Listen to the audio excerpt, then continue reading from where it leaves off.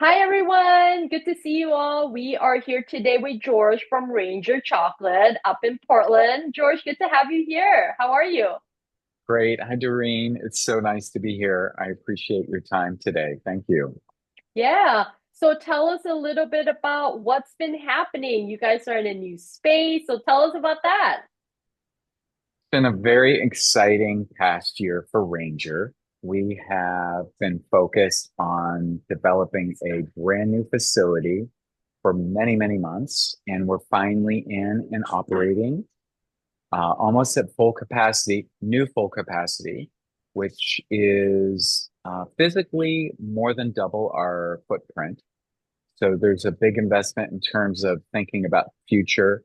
And so it's very exciting. And it has a great little tasting room, will call center that allows the community to come in and stop in, try different things, things we're working on, testing, and get a little sneak peek behind the scenes at Ranger. Wow, fantastic. I mean, the artwork on all your bars are beautiful. Tell us a little bit about that, why don't you? Sure thing. My partner Dave and I are so inspired by nature and our lives in the Pacific Northwest. And there's something very nostalgic here about texture and color and a sense of place. So what we try to do is express some of our favorite places with customers through packaging, and that excites people about what that might be, and then we hope to bring it home with quality on the interior. Amazing. Love the artwork and what you're doing for all the packaging. So really love that. Thank you. Um, Tell us a little bit about how the industry has been going for you guys. Like any insights of what's going on and stuff. Now that I know that, a lot of chocolate makers have been impacted with like the new tariffs and stuff. Or do you have any insights you can share with us?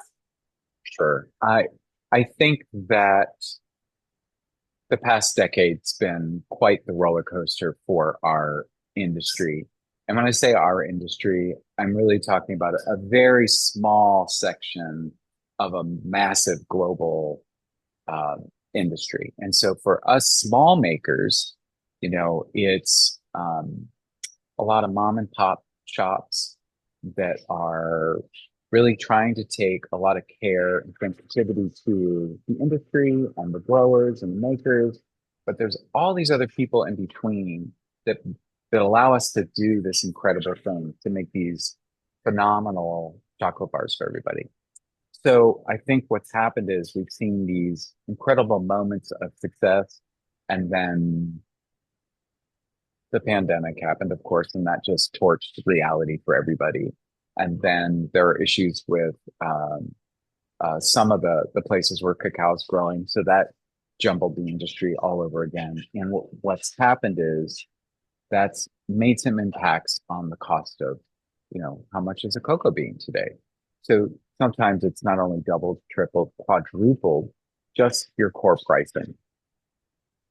So I think a lot of people got through that. The people who survived the pandemic and came out the other side, I think we started to thrive again. And I think that that was really exciting to see as we went through this last holiday cycle. And then with a great start to this year, I think that there's no way to avoid not mentioning it because it's a true thing, Mhm.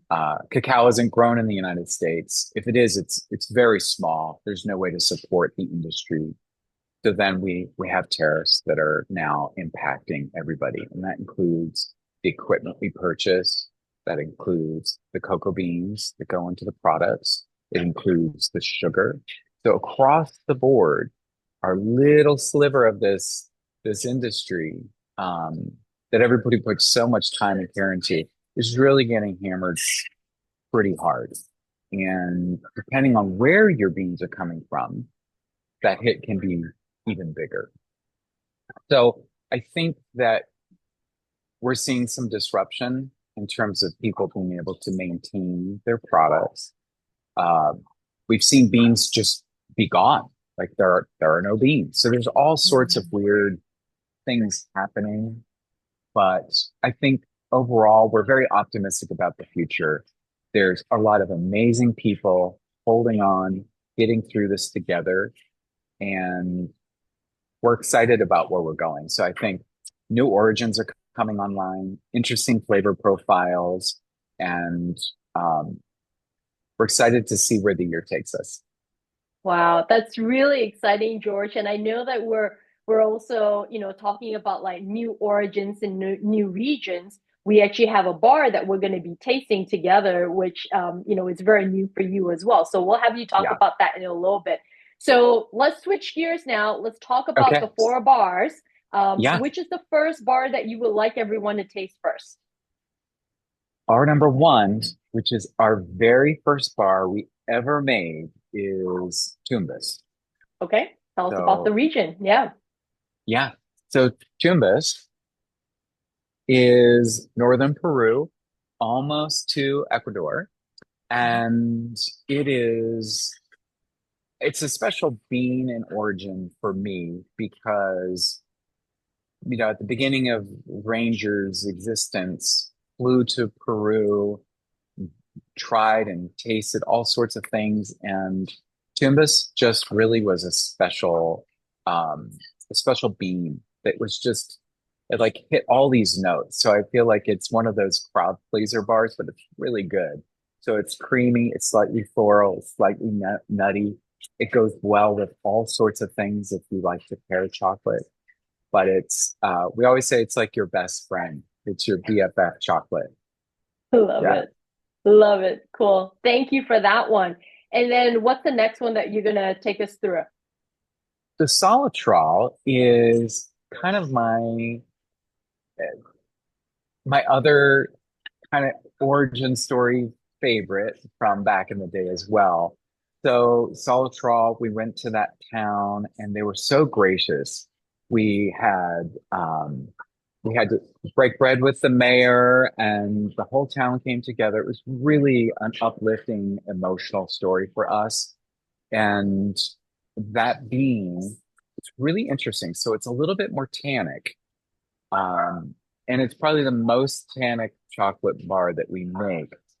But some people think it's the best chocolate we make as well. So it's one of those um, fan favorites, and it pairs really well with spirits. I think that tannic component goes really well with both like Chardonnay or Pinot Noir wine. Wow. Really, really good. Yeah. So it kind of pairs well with that. Thank you for Oh yeah. that. I'm Hmm. very excited about the other two bars that you made specially for Cococlectic. Tell us about it. That's right. So we're always trying something new. We are testing new origins constantly. Sometimes we have four R&D bench tests going to see what is this bean going to do? What is this new origin going to taste like? And so many years ago, we had done a test with Oco from the Dominican Republic. And one of the things that I like about Oco is it's from the DR. It's very close to home. So I like to try and work as close to home as possible. And then the chocolate's just so darn good. It's award-winning cocoa beans. It's just really tasty. And I think that it's got a nice complexity that we want to share with your friends and family in your tasting groups and see what they think. Very cool. Thanks. And then the last one, tell us about I that. know. So Vanuatu is really special. It's an heirloom varietal that you haven't probably seen a lot of, and hopefully you'll see a lot more of it. It's just, it's just tasty. It's a little bit of tropical. It's got a little bit of molasses to it. It has that, um, when chocolate has that little pudding note, Mhm. that might be real lowbrow, tasting note. But it's just so good, because I think from childhood we think chocolate pudding, and I think Right. that's a good thing. I love it, and I hope people will like it as well. Oh, cool. Thank you so much, George, for sharing all these wonderful chocolates with us and the stories. Keep it going. We are so excited to see what Ranger has in store, for the next decade and more. So thank you for being here with us. I appreciate it. And thank you everybody for watching this. On to the next month. Hi, All y'all. right. Take care. Bye Bye. bye.